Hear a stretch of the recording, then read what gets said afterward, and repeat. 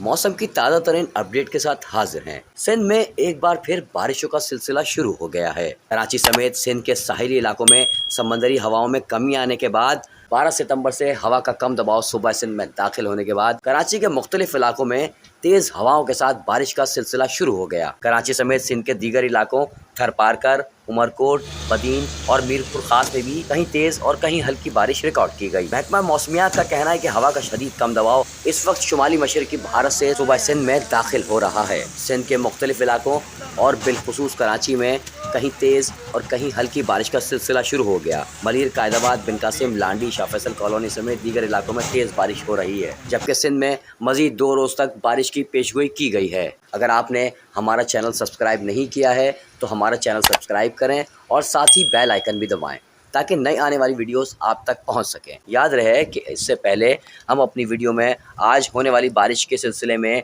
आपको पहले ही आगाह कर चुके थे।